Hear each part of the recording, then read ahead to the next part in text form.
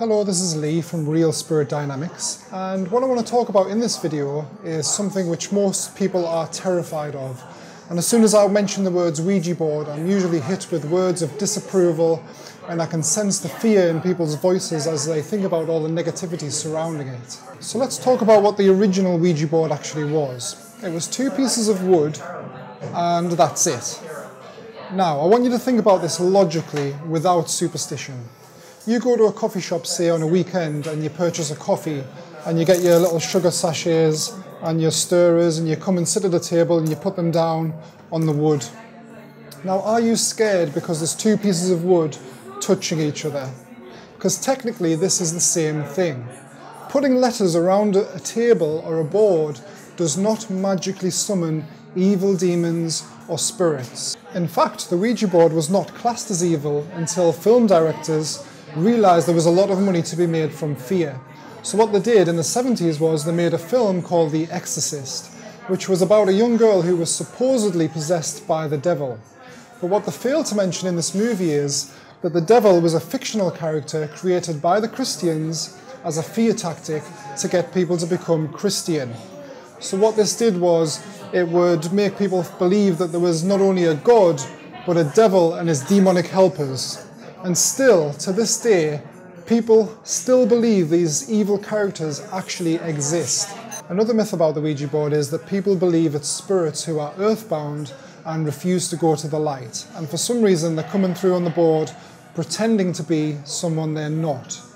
Now, this is also untrue, because the whole idea behind the light comes from scientific accounts of near-death experiences. And what the light is, it's the merging between the physical dimension and the spirit. Okay, there is no in-between. You either go to spirit or you stay in physical. If you do go to spirit, you're pure consciousness. So there's no need to have a physical body, and there's no need to be in limbo, purgatory, or refusing to go to the light, or whatever people want to call it. It just doesn't happen. So this also means that ghosts are actually people's imagination as well. Now, the Ouija board has been bought by millions of people and used billions of times since it was created as a game in 1891. And from that time up until The Exorcist in 1973, there were very few reports of a negative experience, unless the user already suffered from a mental illness. And this is still the case today when you think about it, because most people who actually try the Ouija board are already scared.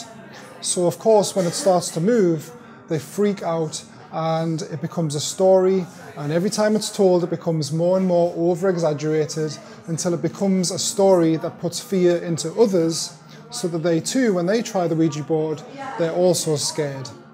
So it's like a vicious circle, and it's that together with Hollywood movies that have given the Ouija board such a bad name. So what is the reality behind the Ouija board?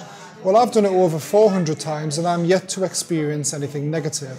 So I've took the time to prove to myself that evil spirits don't exist. Now, I realise that people watching this video might comment telling me that I'm wrong and that they've experienced an evil spirit. But we as humans have to be realistic here, and we have to say, where is the evidence? Because without evidence in this world, nothing is a reality.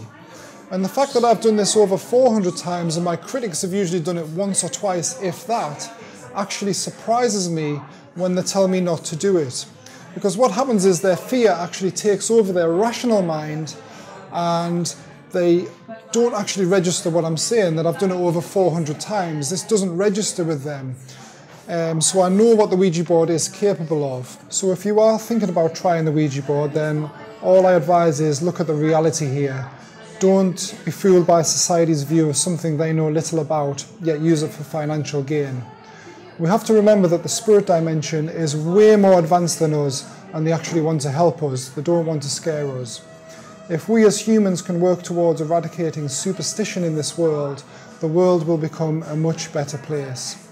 And remember, when those film directors tell you that their movies are based on real events, possibly 1% is based on real events, but the other 99% is pure propaganda, because fear means money, and money is the real evil in this world, not our spirit in the next world.